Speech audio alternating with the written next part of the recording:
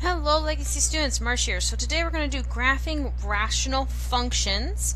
You're going to want graph paper, 4 of them to be exact. The handout that says SH on the top, a bunch of words. You're going to want your notebook so you can write stuff down, and then you're also going to definitely want to be listening to me today. So if right now, if you're not listening, you didn't just hear that, but if you're not listening, you need to listen. So make sure you turn on those earphones, okay? So, first, a little bit of vocabulary. What do we need to know about this stuff? Well, first vocab word is an asymptote. I know it sounds kind of weird, but what it is a line that the graph can get very close to, but can never actually cross the asymptote. It's kind of like a boundary line, if you want to consider it that way. A hole is basically an open dot. You guys have seen that on piecewise functions. But what it is a discontinuity in the graph. It's basically an x value that the function cannot include. Also, it's a y value that the function cannot have as well. Degree we've talked a little bit about. The degree is the highest exponent present in an expression. We've mentioned that one before. And then the coefficient is the number in front of a variable. So though all 4 of those vocab words are going to be very important as we continue graphing rational functions. So to graph, what we're going to do is we're going to follow a set of instructions, and these instructions are going to be called Schradasi. Why Schradasi? Well, if you look down the left hand side, you'll see it spells that. These are going to help us follow and graph these things. They're pretty extensive, it's a lot of work, but when they are graphed, you feel pretty accomplished when you're done. So let's try one first, just stepping through each time. So first thing that this one says is I got a problem of 2x plus 5 and x minus 1. So the first step you're going to want to take on every single one of these problems is I write down s, and then I say I'm going to simplify. Well, simplify is factoring the numerator and the denominator. So I got to factor the top, factor the bottom. Well, notice this time, this one will not simplify on the top and the bottom. So the simplify case is done. Wholes. So we need to see if any factors cancel out, like when we were just doing our last in the unit before here, or the beginning of this unit. If anything does, which in this case no one does, we would set the cancels out factor equal to 0, and we'll get an x value. We plug it in to get a y value. We write an ordered pair. There will be an example of that on this video. That will happen. But in this case, for my h, I have no holes in this particular example. Now, let's try r and a. So r is our roots. And I also want to make note that roots are just a fancy word for x-intercepts. So roots are just x-intercepts. So what they are, they come from your numerator. So your x-intercepts are always going to come from the numerator. So we're going to set each factor of your numerator equal to 0 and solve. So I'm going to take 2x plus 5, aka the numerator, set it equal to 0. I've got to solve here. And this is r that we're doing this with. 2. So x is negative 5 halves. So I'm going to write that as an ordered pair, just like you would normally write your x-intercepts. So negative 5 halves, comma, 0 would be my x-intercept in that case. Then a is for asymptotes, the vertical ones, aka they're going to be up and down, vertical. Those are the solutions to the bottom of your fraction, aka that comes from the denominator. So we're going to set each factor of the denominator equal to 0 and solve for it. So I'm going to get x equals a positive 1. Now, what is that going to do? That vertical asymptote is going to act as a boundary line. My graph's going to come very close, but it's either going to shoot up from it or shoot down. It's never going to actually cross over that line of x equals 1. And when we actually do the graph of this guy, you'll see in a bit. So then t, and notice it's t squared, so it's double t. There are 2 things for the t that we got to pay attention to. One from the numerator, one from the denominator. So numerator is known as tangency.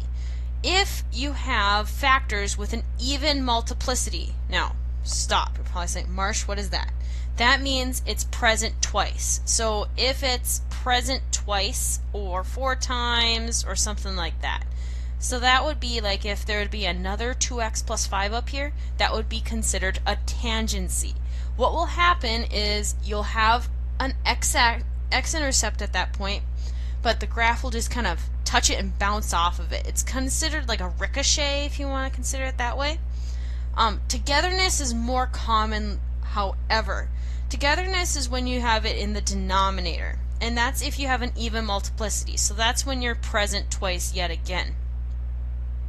What will happen is that the graph will go on the same side, same direction. So either both sides of it's going to go down or both sides going to go up.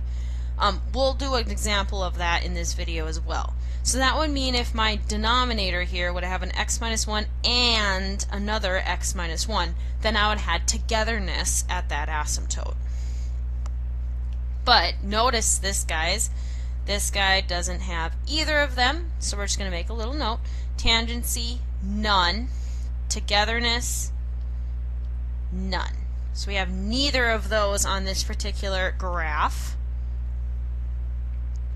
End behavior. Now, end behavior tells me what's going on the left side of the graph and what's going on the right side of the graph. We need to know, where does it start to level off, honestly. So we're going to look at the degree of the numerator and the denominator. Now notice, guys, I did spell something wrong. I know, it's horrible. But you're going to want to make a note that that's the numerator, not the number. So degree of the numerator and denominator are equal. Then you have a horizontal asymptote. Your end behavior is y equals the ratio. If you're bottom heavy, so that means you have more degree in your denominator than your numerator, you have y equals 0. And if you're top heavy, aka the degree of the numerator is 1 more than the degree of the denominator, you have a slant asymptote, which then we have to use long or synthetic division to bring that back. But if I look on this one particular, I'm going to look at the first two guys, because that's where my degree is. Now notice, my degrees are both 1, correct? Because that's the exponent on those x's. So I am equal. So I have, what I make note of is my e. I am equal. So that means I have an asymptote of y equals 2 over 1. The ratio of the leading coefficients, 2 over a 1, which is just 2. So I have an end behavior asymptote of y equals 2. So that means the graph is going to get very, very close to the line y equals 2, but it's actually never going to cross it on the ends of the graph. And you're like, oh, we haven't even graphed it yet. Trust me, we're getting there. Let's finish our C. Now C tells us if or where the function / the graph is going to intersect with your horizontal asymptote. Now you're probably saying, well, Marsh, you said an asymptote cannot be intersected. Well, it can't be intersected, the horizontal ones can't be intersected on the outsides, like the left and the right. However, you can intersect a horizontal asymptote in the middle of the graph. I know, it's the strangest thing. Math's kind of weird sometimes. So what we're going to do is see if that particular strange occurrence happens to this graph. So what we're going to do is we're going to set the simplified rational expression, aka S, the S piece that we found, equal to the horizontal asymptote we just found under E, which was 2. So I'm going to set 2 equal to the S part of our Schraddicy. And I'm going to solve this. So I'm going to cross multiply, so that's 2x minus 2 equals 2x plus 5. Subtract 2x. Okay, get negative 2 equals 5. Negative 2 can't equal 5.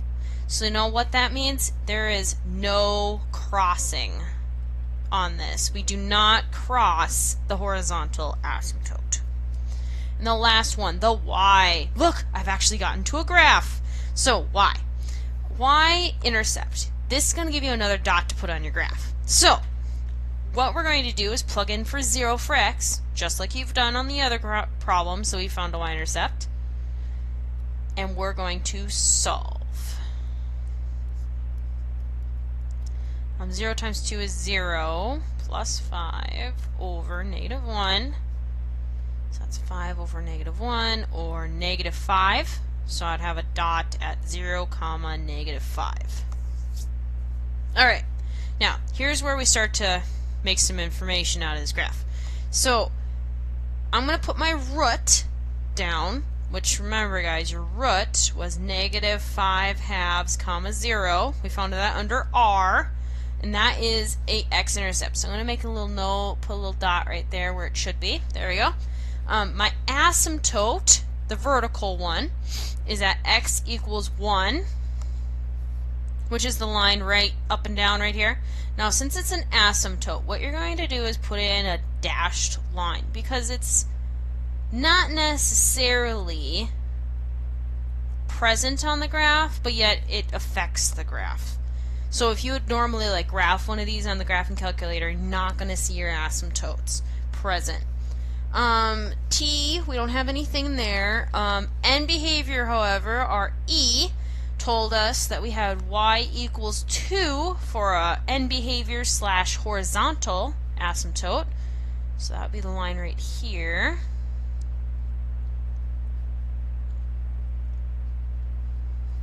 There we go. And then we had a y-intercept of 0, comma, -5 right there. So I'm going to put a dot there. Alright, so now we can actually graph this function. No, we can't, Marsh. We only have 2 dots. Well, here's the thing. I can't cross this line right here, right? Well, that means that I have to get really, really close to it. So I'm going to basically kind of come like this. Well, I got to cross through that dot, and I got to cross through this dot. So I know it's going to do something like this. It's going to go through the dots and get really, really close to that line and just kind of go down with it like that. A little less curved on the side. That was my bad. And then we said that this is our N behavior. So that means that this graph is going to get really close to that line, but it's not actually going to cross over it. So it kind of boomerangs, if you want to consider that. It looks kind of like a boomerang. Now, here's where that togetherness comes into play. If I would have togetherness, then I would be going on this side, and I'd be going downwards, like my graph, like I'm drawing right now. Because then at x equals 1, they'd be going the same direction. Well, in this case, we were told they're not going the same direction. And since this is a function, I can't graph up here. That would not work, because then I would hit the graph twice. So then my other boomerang is located up in this quadrant. So actually, it's going to go up for a little bit, curve, and then it's going to follow the N behavior asymptote. So my graph is this guy right here and this purple guy right there. Kind of a strange looking graph, nevertheless. Now let's find our domain and our range. Now domain and range are kind of a little funky on these. Domain, notice guys, you get all the negative x values until I hit right here at 1. Notice you're never going to actually intersect with 1 because it's an asymptote. So I need to make a note of that. Negative infinity to positive 1, but I also have 1 to infinity. Now notice how it's a parenthesis, not a bracket, because I can't touch 1, never actually hit the value of 1. For range, the only value I never have on range, the only y value I'm not allowed to have is 2, right? Never hit on 2. So I need to make note of that. I can have all negative y values until 2, but not including 2, and I can also have all the positive y values past 2. Okay. Let's try another one here. We've got quite a few examples to make sure we know what we're doing.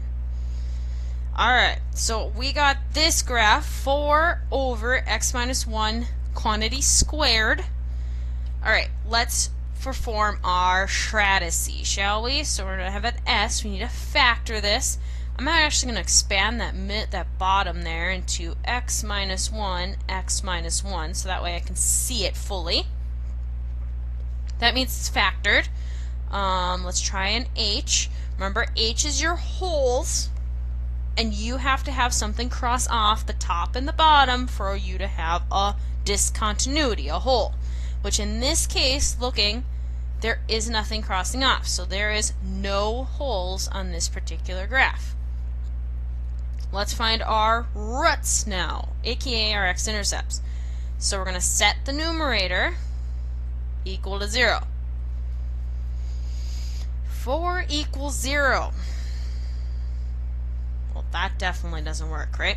So that means you have no roots. What does that mean? No x-intercepts. We're never going to cross the x-axis at all on this graph. A is our asymptotes. Remember, that's setting the denominators, factors, equal to 0. Now, since they're the same thing, I'm going to only set one of them. So I know x equals 1 is another asymptote. So on my graph over here, I'm going to make a little note of that. Put my dashed line on him. There we go. Okay, t squared now. Tangency. Well, you look at the top, no duplicates on the top. So we don't have any tangency. But togetherness. Look at that denominator, guys. There is duplicates. So that means at the asymptote x equals 1, we're going to be going the same direction. So either my graph is going to go up both sides, like that, or they're going to go down both sides. So I'm going to make a little note. So they're going to go together at x equals 1. So then I know when I'm graphing, I know that if I figure out one's pointing down on the left-hand side, then the right-hand side has to point down as well. Let's do our E now. Well, you're probably, well, there's no x up here, so that must mean it must be an x to the 0, so that must mean that my degree is 0 up here. If I would multiply this out, this would be technically an x squared. So I have an x to the 0 over an x squared. Looking at my strategy here, well, they're not equal, right? It's definitely not top heavy because I have more in the denominator. I must be bottom heavy, right? So if I'm bottom heavy, it tells me the degree of the numerator is less than the degree of the denominator. The horizontal asymptote is y equals 0. So that means I have a horizontal asymptote at y equals 0, aka the x-axis, which makes sense. We don't have any roots. So I'm going to do a little darkening here. It's not very good, but, you know, it's alright. There we go. So that's my horizontal asymptote, my end behavior asymptote. Let's do our C now. So I'm going to know, I want to find out where, if in fact this does, where does this cross my horizontal asymptote? So I'm going to set 0, the horizontal asymptote, equal to my simplified version. Okay. Cross multiply 0 times that business. That's just going to be 0. So that means it doesn't cross. So then let's find our y value. I'm going to plug in a 0 for my x. That'll be 4 over -1 squared is 1. So 4. So I have a dot at 0, 4. Put the dot right there. Alright. I can now draw my graph. Okay, let's draw our graph. Well, it's got to cross this, right? And we were told we don't cross this, we don't cross the x-axis. So that tells me it's got to kind of come like this, and it's going to just hug the x-axis, and it's got to go up this way, right? Now remember, you can't draw on the same side twice. You can only draw on either side of the asymptote. And we were told that it's together at x equals 1. So that means I can't go down here because that wouldn't be together. They'd be pointing different directions. Well, if this guy is going to infinity up here, this side also has to go infinity over there. So they are together pointing the same direction at that asymptote. Now, let's take a look at domain. Well, we got all the negative x values. We just don't have 1 again, right? So I'm going to say from -1 to 1 is okay, but not including 1. And then 1 to infinity is also okay. The range, however, notice we're missing all the negative y's. I only have the positive y's accessible. I don't even get 0. So I have to not include 0, but I can have everybody above him included. 2 more here. So let's first figure out this dude right here. Gotta do our s. X squared minus x minus 2. That looks factorable. Definitely factorable. So I want 2 numbers that multiply to give us -2, but add together to give us -1. -2 and a 1 would do that. So that numerator is technically x minus 2, x plus 1, and then my denominator is just x minus 2. Now let's take a look at a whole. You know what, guys? I see something. Stuff's going to cancel off. Right? Canceling off. So technically, the simplified version of this graph is x plus 1. Now, because something canceled out, I need to find where is this whole going to be located, because the original graph did not have that ability to have the value of that x, because it was in the denominator. Remember, guys, long ago we talked about the rules of domain, and I said if there's a denominator you have to set it not equal to 0, because we cannot contain that x value. Well, just because I crossed it off doesn't mean we can't have it. Can have it now. We need to show where it's not available. So what I'm going to do is set the canceled out guy, x minus 2, equal to 0. I know that x would be 2 there, right? So that means that's the x value of the whole, the discontinuity. What I'm going to do then is take this 2 and plug it into the simplified version to get my related y, because the whole is an ordered pair. That's all it is. So I'm going to do 2 plus 1. Well, that's just 3. So that tells me my whole is at 2, 3. So on my graph here, I'm going to put a little open dot at 2, 3. Now, look, guys. Look at what this graph actually technically is. X plus 1. That's actually what we're going to graph ultimately now, because we canceled off the guy that was on the top and the bottom. We simplified to x plus 1. I'm pretty sure you know how to graph x plus 1. That's a linear function. That's all this is. This is a line. So it starts at 1, goes up 1 over 1, up 1 over 1. Oh, look, we hit our whole. So actually, I don't even have to finish the rest of strategy.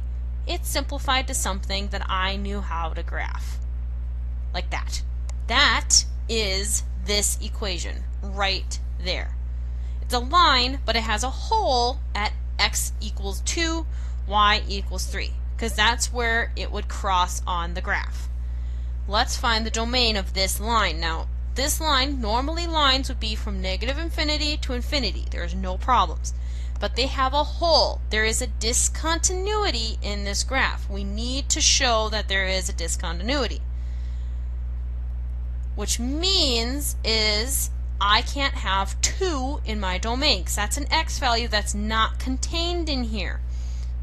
And I can also have from 2 to infinity, because I can have from here to 2 and 2 to there. Range is the same way. I can have all the y values but 3.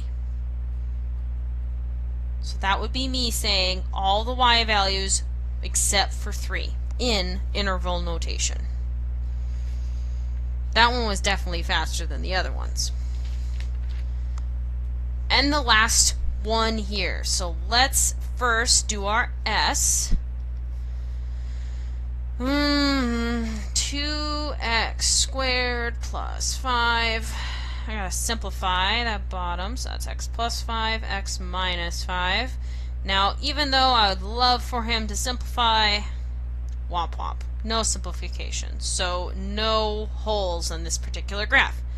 Let's find the roots of this graph, aka where is the numerator equal to 0.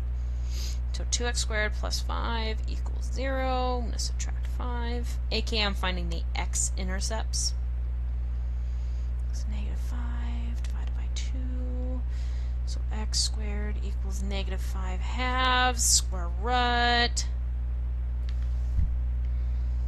Square root of a negative. Square root of a negative. Pretty sure that that's not a real answer. Yeah, that would be an I, right? So no real roots. So we don't have any x-intercepts on this particular graph. Let's do A now. So A is our asymptotes, so that's our denominators, factors, equal to 0. So I'm going to set x plus 5 equal to 0, aka that would be x equals negative 5, and set the other guy equal to 0. There we go. So that means I have a vertical asymptote at x equals negative 5 and x equals 5.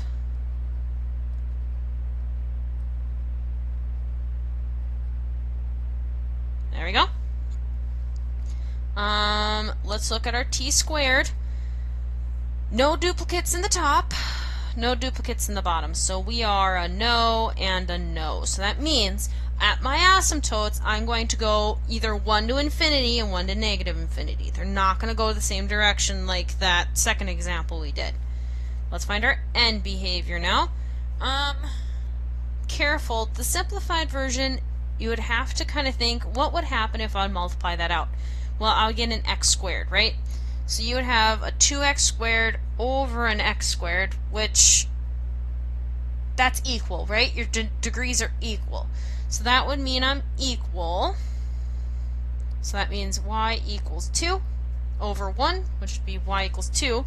So we're going to draw that in here. There we go. Let's see where we cross. So I'm going to set 2 equal to 2x squared plus 5 over, well, this is technically just x squared minus 25, right? So I'm going to set that equal to x squared minus 25. Cross multiply here, so 2x squared minus 50 equals 2x squared plus 5. Subtract 2x squared. I get negative 50 equals 5. That definitely doesn't cross. So that means I never cross y equals 2. Good to know. Last thing, let's find our y-intercept. So we'll plug a 0 in.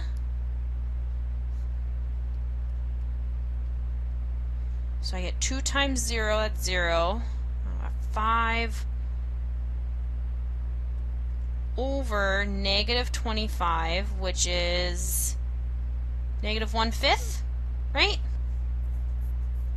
Which is technically, as an ordered pair, 0, negative 0.2. So I know the dot here.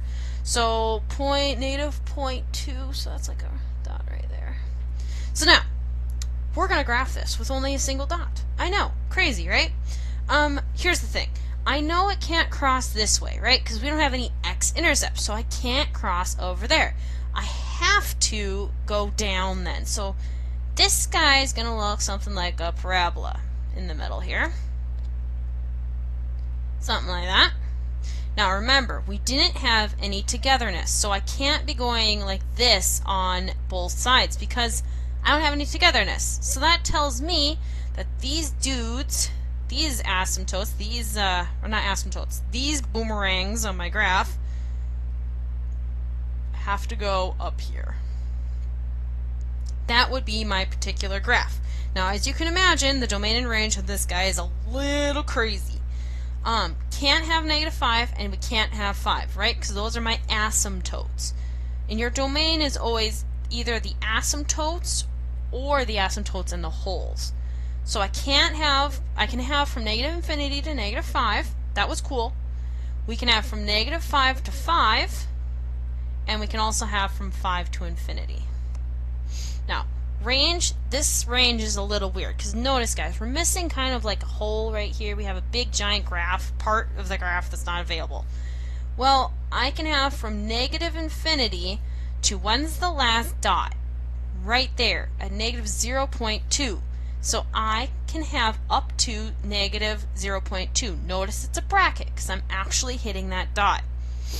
But then the range starts back up at 2 to infinity, but not including 2 because that's our asymptote.